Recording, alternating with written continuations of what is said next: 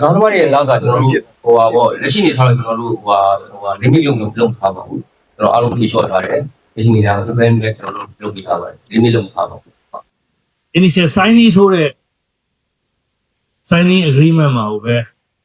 3500လောက်ရတဲ့ player ရှိပါတယ်4000ရတဲ့ player ရှိပါတယ်တချို့တွေဆိုလို့ရှိရင်လစာ85သိန်း50ရတဲ့ player ရှိတယ်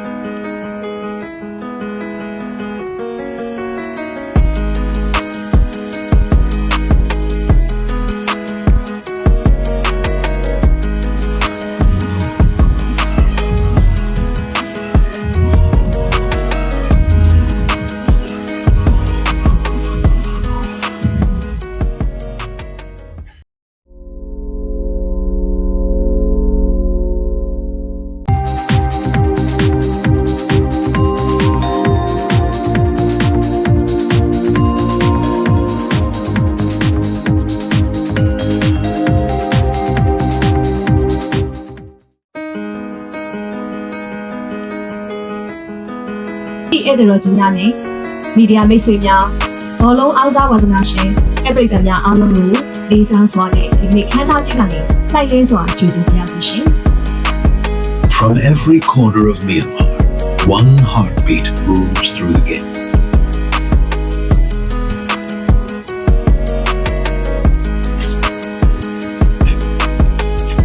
Since 2009, the M-League has united clubs, players and supporters on one shared stage.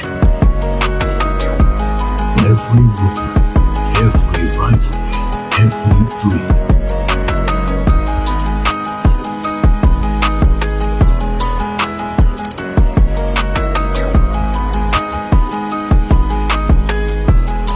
Now moves forward through a new path.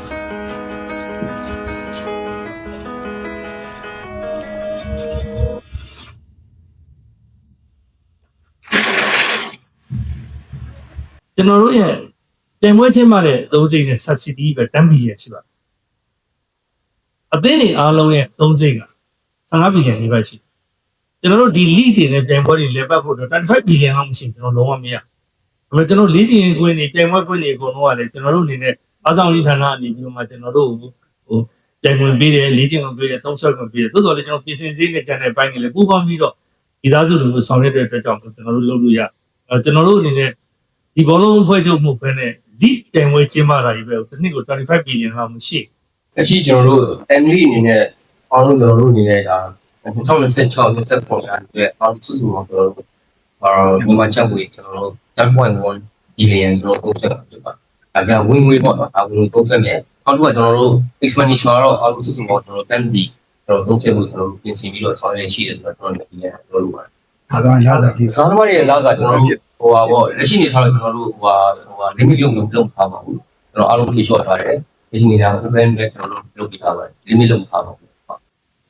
ကျွန်တော်တို့အနေနဲ့ဒီသားလူမျိုးအနေနဲ့လေဘောလုံးကန်လို့ပြည့်စုံပါမလားဘောလုံးကန်ရှိရင်အဆင်မပြေပါဘူးဆိုတဲ့ဟာလေကျွန်တော်ဒီနေ့မှာ message ပေးချင်ပါတယ်ဒီနေ့ဆိုရင် initial signing ထိုးတဲ့ signing agreement မှာကိုပဲ